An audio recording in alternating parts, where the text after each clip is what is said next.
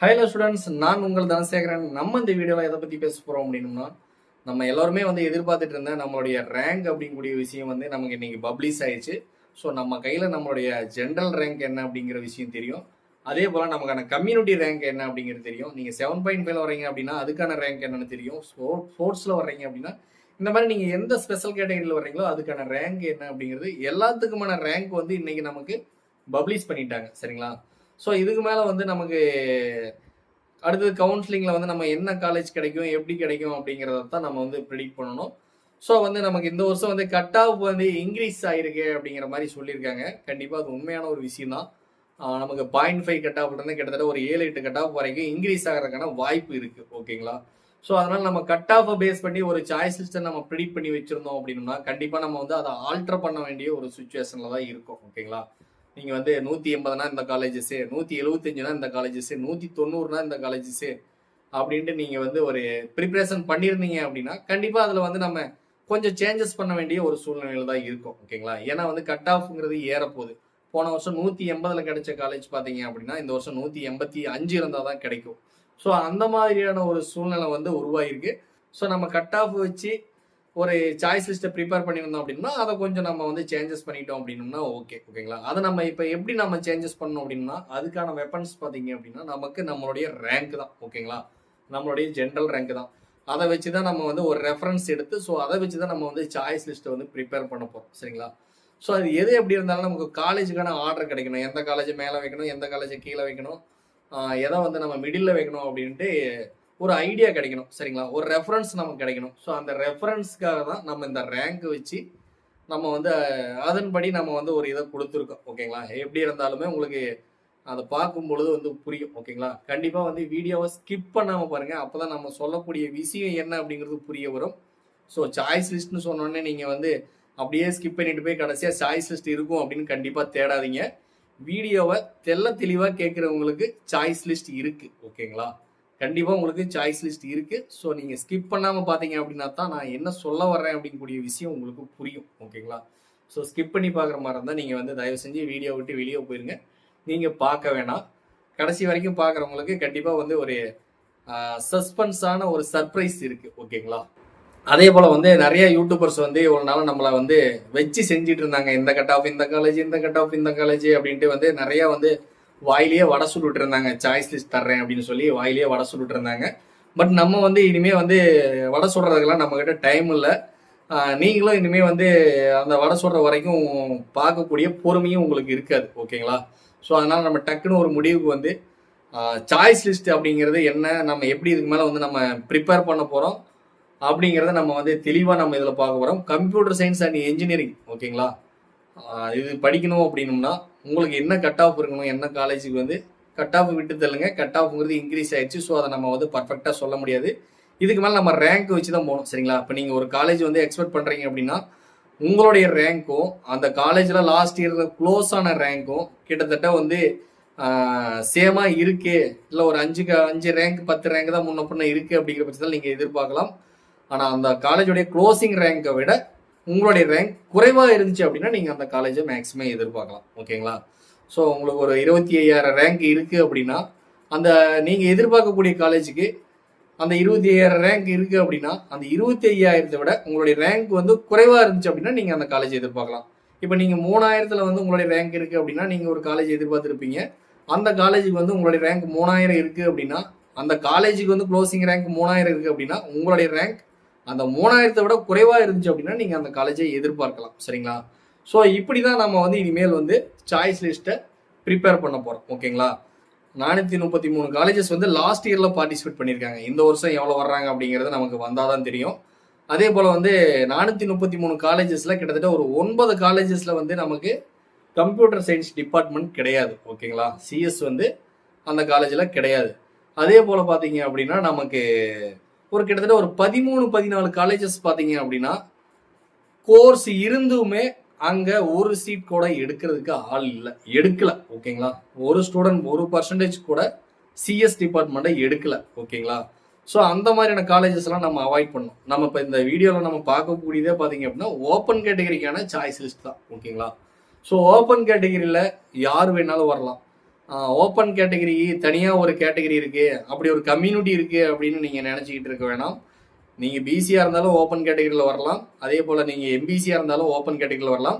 நீங்கள் எந்த காலேஜாக இருந்தாலுமே ஃபஸ்ட்டு 31% பார்த்தீங்க அப்படின்னா ஃபில் பண்ணக்கூடிய சீட்ஸ் எல்லாமே ஓப்பன் கேட்டகரி தான். சரிங்களா? அதாவது மார்க்கை பேஸ் பண்ணி யாரெல்லாம் அதிக மார்க் இருக்காங்களோ அவங்களெல்லாம் ஃபஸ்ட்டு 31% அவங்க வந்து மார்க்கை பேஸ் பண்ணி ஃபில் பண்ணுவாங்க. அவங்க எல்லாருமே ஓப்பன் கேட்டகரிக்குள்ள தான் வருவாங்க. ஓகேங்களா? அப்படி ஓப்பன் கேட்டகரியில் வரும் பொழுது அதில் யாரா வேணாலும் இருக்கலாம். பிசி, எம்பிசி, மற்ற 6 கேட்டகரி ஸ்டூடெண்ட்ஸில் யாரா வேணாலும் இருக்கலாம். எஸ்டி ஸ்டூடெண்டாக இருக்கலாம், பிசிஎம் ஸ்டூடெண்டாக இருக்கலாம். ஸோ அது யாரா வேணாலும் இருக்கலாம். எஸ்சி, எஸ்சிஏ, எஸ்டி யாரா வேணாலும் இருக்கலாம். ஸோ இந்த வீடியோ நமக்கான வீடியோ இல்லை அப்படின்னு சொல்லி நீங்கள் ஸ்கிப் பண்ண வேணாம். ஓகேங்களா? ஸோ நீங்களாக உங்களுக்கே நாளைக்கு ஓப்பன் கேட்டகரியில் சீட் அலாட் ஆகலாம். அதனால் நீங்கள் இந்த வீடியோவை கண்டிப்பாக பார்த்தாகணும். உங்களுக்கு அப்போ தான் ஒரு விளக்கம் என்ன அப்படிங்கிறது தெரியும். சரிங்களா? ஸோ அதனால் வந்து ஓப்பன் கேட்டகரி அந்த 31% வந்து ஃபில் பண்ணுவாங்கன்னு சொன்னேன் இல்லைங்களா? அந்த 31% நமக்கு ஃபில் ஆகி அந்த 31% அப்படிங்கிறது அந்த 31 சீட்டு அப்படின்னு வச்சுக்குவோம். சரிங்களா?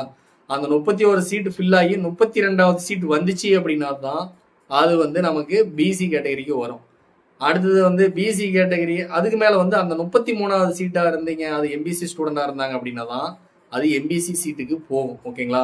அடுத்தடுத்த ரிசர்வேஷனுக்கு அந்த 31% ஃபில் பண்ணிட்டு தான் அடுத்தடுத்த ரிசர்வேஷனுக்கு சீட்டு ஃபில் பண்ணுவாங்க. சரிங்களா? இதில் கொடுமை என்னென்னு பார்த்தீங்கன்னா, சில காலேஜ் வந்து பார்த்தீங்க அப்படின்னா அந்த ஃபர்ஸ்ட் 31% வந்து ஃபில் ஆகலை. ஓகேங்களா? நீங்கள் இப்போ ஓப்பன் கேட்டகரிக்கு நம்ம கொடுக்கக்கூடிய சாய்ஸ் லிஸ்ட்டை பார்த்தாலுமே மேக்ஸிமம் எல்லா காலேஜுக்குமே கட் ஆஃப் இருக்கும், எல்லா காலேஜுக்குமே ரேங்க் இருக்கும். பட் அதை பிசி கேட்டகரியில் நீங்கள் எடுத்து பார்த்தீங்க, ஏன்னா அவங்க ஒரு ஸ்டூடெண்ட் சேர்ந்தாலுமே அதுதான் அவங்களுக்கு ஓப்பன் கட் ஆஃபாகவும் இருக்கும், க்ளோசிங் கட் ஆஃபாகவும் இருக்கும், ஓப்பனிங் ரேங்காகவும் இருக்கும், க்ளோசிங் ரேங்காகவும் இருக்கும். ஆனால் ஒரு ஸ்டூடெண்ட் தான் அங்கே படிக்கிறதுக்கான வாய்ப்பு இருக்குது. ஓகேங்களா? நீங்கள் அதே போல் பிசி கேட்டகரியில் அதே காலேஜ் எடுத்து பார்த்தீங்க அப்படின்னா உங்கள் கேட்டகரி வரும்பொழுது அந்த காலேஜில் ஸ்டூடெண்ட் இருக்க மாட்டான். நம்ம சொன்னோம் இல்லைங்களா, இப்போ வந்து 433 காலேஜ் இருக்குது, அதில் 13 காலேஜ் ஃபில் ஆகலைன்னு சொன்னாங்க இல்லைங்களா? அதை நம்ம பிசி கேட்டகரியில் வரும்பொழுது எடுத்து பார்த்தோம் அப்படின்னா கிட்டத்தட்ட அதை விட வந்து ஒரு 20-30 காலேஜஸ் வந்து ஃபில் ஆகாமல் இருக்கும். அதுவே எஸ்சி கேட்டகரி வரும்பொழுது பார்த்தீங்க அப்படின்னா ஒரு 50-60 காலேஜஸ் வந்து ஃபில் ஆகாமல் இருக்கும். சரிங்களா? ஸோ இதில் ஃபில் ஆகிற காலேஜ், அட்மிஷன் ஃபில் ஆகக்கூடிய காலேஜ் எது, ஃபில் ஆகாத காலேஜ் எது அப்படிங்கிறத நீங்கள் நம்ம கொடுக்கக்கூடிய சாய்ஸ் லிஸ்ட்டை பார்த்தீங்க அப்படின்னா உங்களுக்கே புரியும். ஓகேங்களா? ஸோ வந்து நம்ம இதுக்கு மேலே வந்து மற்ற யூடியூபர்ஸ் மாதிரி வாயிலேயே வடை சொல்கிறத விட்டுட்டு நம்ம வந்து இனிமேல் வந்து நமக்கு டைம் வந்து ரொம்ப ஷார்ட்டாக இருக்குது. சரிங்களா? நம்ம நிறையா வீடியோ கொடுக்கணும், எல்லா கோர்ஸுமே கொடுக்கணும், எல்லா கம்யூனிட்டிக்குமே நம்ம கொடுத்தாகணும்.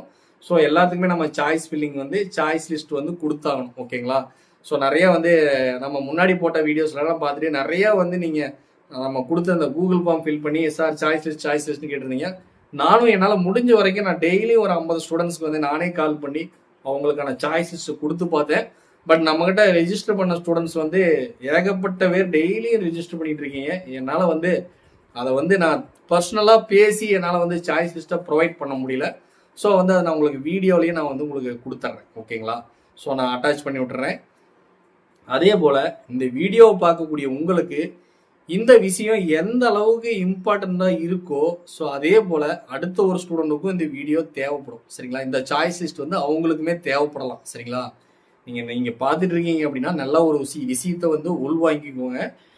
இப்போ இந்த வீடியோவை பார்த்துட்டு நீங்கள் பார்க்கக்கூடிய சாய்ஸ் லிஸ்ட் உங்களுக்கு எந்த அளவுக்கு யூஸ்ஃபுல்லாக இருக்கோ அதே போல் தான் அது இன்னொரு ஸ்டூடெண்ட்டுக்கும் தேவையான ஒரு விஷயம். சரிங்களா? நீங்கள் எப்படி இவ்வளோ நாளாக சாய்ஸ் லிஸ்ட் தேடிட்டு இருந்தீங்க, அதே போல் இந்த சாய்ஸ் லிஸ்ட் வந்து இன்னொரு ஸ்டூடெண்ட்டுக்கும் தேவையான விஷயம். சரிங்களா? ஸோ கண்டிப்பாக வந்து அவங்களுக்கும் தேவைப்படணும், உங்களுக்கு யூஸ்ஃபுல்லாக இருந்த மாதிரி அவங்களுக்கும் யூஸ்ஃபுல்லாக இருக்கணும் அப்படின்னு நினச்சிங்க அப்படின்னா கண்டிப்பாக வந்து உங்களுடைய ஃப்ரெண்ட்ஸுக்கு ஷேர் பண்ணுங்கள், உங்களுடைய ரிலேட்டிவ்ஸ்க்கு ஷேர் பண்ணுங்கள். உங்களுக்கு தெரிஞ்ச 12th முடிச்ச ஸ்டூடெண்ட்ஸ் வந்து கவுன்சிலிங் வெயிட் பண்ணிட்டு இருக்காங்க அப்படின்னா அவங்களுக்கு ஷேர் பண்ணுங்கள். அதே போல் மினிமம் முடிஞ்சால் ஒரு ஸ்டேட்டஸ் வைங்க ஒரு நாள். ஓகேங்களா? ஏன்னா நம்ம வந்து இந்த அளவுக்கு வந்து எந்த சேனலாச்சும் உங்களுக்கு வந்து சாய்ஸ் லிஸ்ட் கொடுத்துருந்தாங்க அப்படின்னா நீங்கள் கமெண்ட் பண்ணுங்கள். சரிங்களா?